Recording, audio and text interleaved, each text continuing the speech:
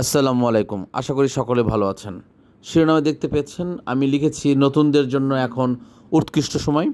কেন নতুনদের জন্য কিংবা যে সমস্ত বিনিয়োগকারী ভাই এবং বোনেরা আটকে রয়েছেন তারা যদি এখন কোনো আইটেমের জন্য বা কোনো আইটেমের দিকে সিদ্ধান্ত নিতে চান, তারা কেন নিতে চান, কিভাবে নিতে পারবেন, কিভাবে তারা লাভবান হতে পারবেন সেই ব্যাপারে একটু আলোচনা করব।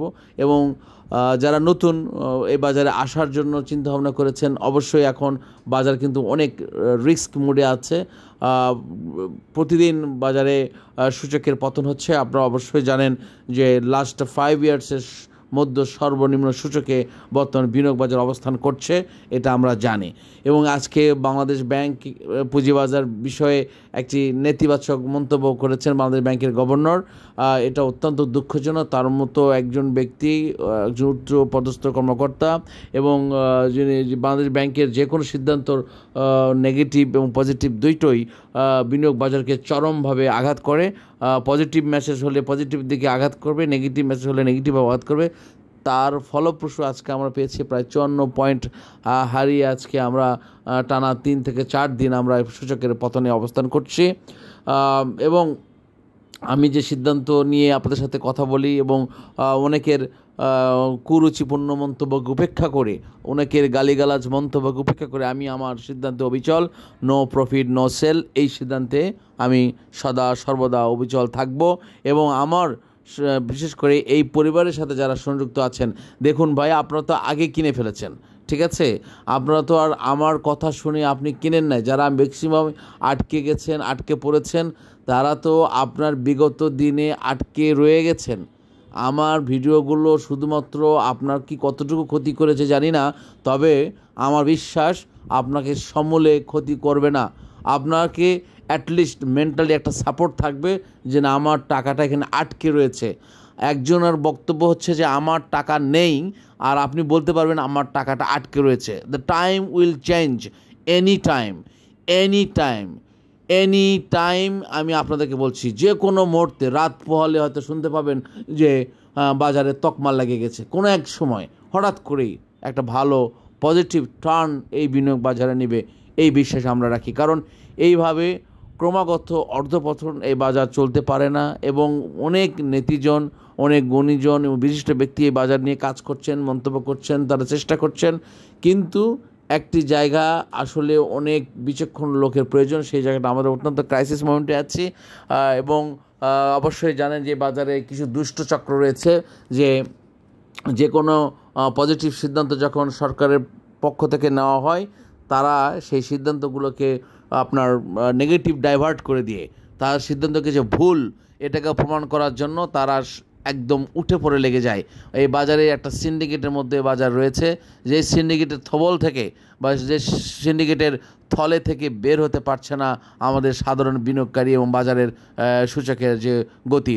আমরা যদি একটু খোলামেলা আলোচনা করি, আমি বেশ কয়েকটি প্রায় 30টির মতো কোম্পানি আপনাদের দিয়েছিলাম, যেগুলো মোস্ট অফ দেম অনেক রিনাউন্ড কোম্পানি, অনেক প্রমিনেন্ট কোম্পানি, তারা ভালো কোম্পানি, ফান্ডামেন্টাল কোম্পানি। কিন্তু কেন, কিসের কারণে তারা দিনের পর দিন ক্রমাগতভাবে পতনের দিকে যাচ্ছে, তার উজ্জ্বল দৃষ্টান্ত হচ্ছে যে তারা এখন কালেকশানে গেছে। এই বাজারে যারা গেমলার চক্র, যারা কুচক্র, যারা একদিক দিয়ে আপনার সরকারকে বিতর্কিত করছে, একদিক দিয়ে ডক্টর ইউনূস সাহেবকে বিতর্কিত করছে, একদিকে অর্থ উপদেষ্টাকে বিতর্কিত করছে, এবং তারা এই সুযোগে, এই কৌশলে আপনার তারা কালেকশন করছে। যখন একটা পজিটিভ কোনো কিছু চলে আসবে, দেখবেন যে আপনারা যখন আমরা বাহাবা দিব, হাতে তালি দেব, তারা তখন প্রফিট নিয়ে বের হয়ে যাবে।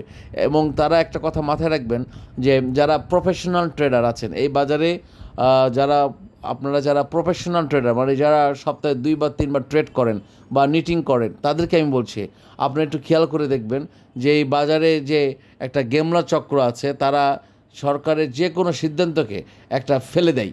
তারা সেটাকে ফেলে দেওয়ার জন্য একদম উঠে পড়ে লেগে যায়, এবং তারা পরিকল্পিতভাবে কোনো কোম্পানির কোনো প্রোডাক্ট তারা কালেকশানে যাবে 2 বছর, 1 বছর, 6 মাস কন্টিনিউয়াসলি তারা সেটা কালেকশন করবে। এবং একটা সময় এসে তারা অনলাইন ভিত্তিক বা কোনো ধরনের নিউজ করানোর চেষ্টা করবে, এবং এরপরে প্রফিট নিয়ে সেখান থেকে আমাদেরকে সাধারণ বিনিয়োগকারীকে হাতে ধরিয়ে তারা চলে যায়। আমি শুধুমাত্র সেই কারণেই বলছি, যার যেখানে যে অবস্থা আছেন দয়া করে আপনারা এটাকে সেল দিয়ে বের হয়ে কোথায় যাবেন? আপনি যদি সিদ্ধান্ত নেন যে আপনি বিনিয়োগ বাজার থেকে একেবারেই চলে যাবেন, সেটা আপনার সিদ্ধান্ত। আপনি যদি মনে করেন যে আপনার পুঁজি আপনি বিক্রি করে দিবেন, আমার কথা শোনার কি দরকার? আপনি আপনার মতো করে বিক্রি করে বের হয়ে চলে যান। আপনি যদি মনে করেন যে আমি লস হয়েছে যতটুকু আছে আমি এটা নিয়ে চলে আসবো, ভাই আপনি নিতে পারেন।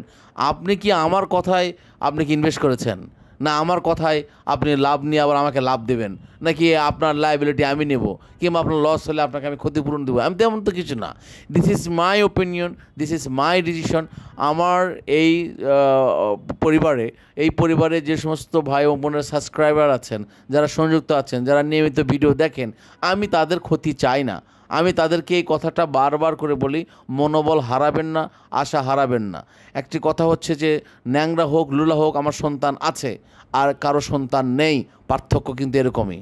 আপনি বলতে পারবেন যে আমার একটা ছেলে আছে, ঠিক আছে, আমার পায়ে একটু ডিফেক্ট আছে, কিংবা কানে একটু কম শোনে, কিংবা চোখে চশমা পড়ে, কিংবা মাথার চুল কম, এটা বলতে পারবেন যে I have one son. But যার সন্তান নেই সে বলছেন আমার সন্তান নেই। So which one is the better one? So আমরা অবশ্যই এই জায়গাটা মাথায় রাখবো যে আমরা জানি যে বাজারে এখনও ক্লান্তি লগ্ন পড়ছে, তারপরও আমি কেন বলে যাচ্ছি, because any time any moment একটা গুড নিউজ আসবে, একটা ভালো পরিবেশ তৈরি হবে। বিশেষ করে আপনারা জানেন যে একটি সরকার পতনের পর আরেকটি ইন্টারিম গভর্নমেন্ট এখন দায়িত্ব নিয়েছে। এখানে অনেকেই অনেক কিছু ইনব্যালেন্সিং আছে এবং অনেক টাইম তারা অনেক কিছুতে হার্ড ডিসিশন নিতে পারছে না। পাশাপাশি খুব তাড়াতাড়ি আমরা আগামী নির্বাচনের একটা আমরা মেসেজ পাবো, আমরা কথা পাবো।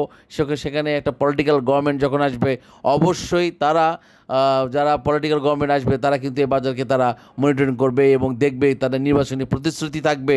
তারা যেহেতু ক্ষমতায় আসতে চাইবে, তারা সকলেই চেষ্টা করবে। এবং অলরেডি এই বাজারের অনেক কিছু বক্তব্য অনেক নেতাদের কাছে চলে গেছে, তারা জানে, সব কিছু জানে। বাট এখন একটু সময় আসছে যে সরকারি কঠোর হস্তক্ষেপের প্রয়োজন, সেই হস্তক্ষেপটা নিতে পারছে না।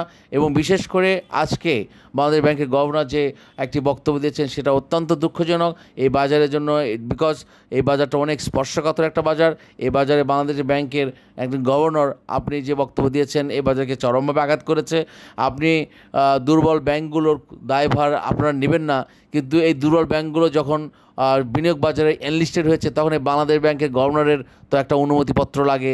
সব কিছু পেপারস মেনটেন করে সরকার রাষ্ট্রায়ত্ত প্রতিষ্ঠানে যখন তারা এনলিস্টেড হচ্ছে, তখন বিনিয়োগকারী তো সরকারের উপর আস্থা রেখেই বিনিয়োগ করেছে। এখন আপনি যখন যে দায়িত্বে আসছেন, সেই দায়িত্ব যখন আপনি নেবেন, আপনার পূর্বের এবং পরের লায়াবিলিটি আপনার উপর চলে আসবে। আপনি যদি ভালো কিছু করেন, এর সুনাম আপনি চাকরি থেকে চলে যাওয়ার পরে পাবেন, এবং যারা পূর্ববর্তী ছিল তাদেরও কিন্তু আপনার দুর্নাম আপনার কাছে আসবে। সুতরাং আপনি একটা হুটহাট মন্তব্য করে দেওয়ার পর এই বাজারকে নিয়ে এত বড় একটা ক্ষতি হয়ে গেল আজকে, এটা অত্যন্ত দুঃখজনক। কারণ বিনিয়োগকারীরা আসলে অনেকটা পথে বসে গেছে, অনেকের ভয়ঙ্কর অবস্থা খারাপ। সেই জায়গায় আপনাদের এই ধরনের মন্তব্য, আপনারা কাজ করুন কীভাবে বাজারকে গতিশীল করা যায়, কীভাবে কোম্পানির পোর্টফোলিও, কোম্পানির অডিট রিপোর্টগুলোকে স্বচ্ছ জবাবদিহিতে নেওয়া যায়, কীভাবে সাজানো গোছানো নাটকের মতো তারা অডিট করে, সেই অডিট দিয়ে তারা ডিভিডেন্ড ডিক্লেয়ার করে, সেই ডিভিডেন্ড আবার দেয় না। সো এই জায়গাগুলোকে আপনাকে কঠোরভাবে নিয়ন্ত্রণ করতে হবে, দেখতে হবে এবং বুঝতে হবে। এখন চলে আসি আলোচনার একটু সুবাতাস দেওয়ার জন্য। দেখুন, যে সমস্ত কোম্পানি একেবারে তলানিতে রয়েছে, যে সমস্ত কোম্পানিগুলো আপনার একেবারে লোয়েস্ট প্রাইসে রয়েছে, সেই সমস্ত কোম্পানিতে খুব অল্প পরিমাণে আপনারা ইনভেস্ট করতে পারেন এই সময় নতুন করে। আপনার ওই পুরাতন পোর্টফোলিওতে যদি আপনি ইনভেস্ট করেন, তাহলে আপনি অ্যাভারেজ করতে পারবেন না। পাশাপাশি কী হবে, আপনার টাকাটা আবার অনেক দিনের জন্য আটকে যাবে।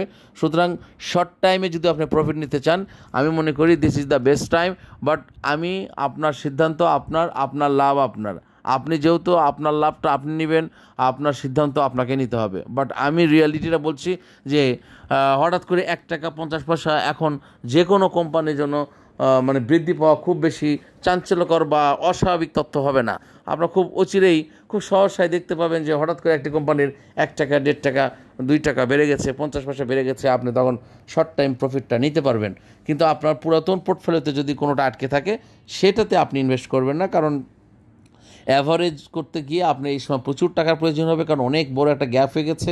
এটা যখন 6,000 প্লাস হবে তখন আপনার পুরাতন পোর্টফোলিওতে আপনি কিছু বা যখন আপ ট্রেনে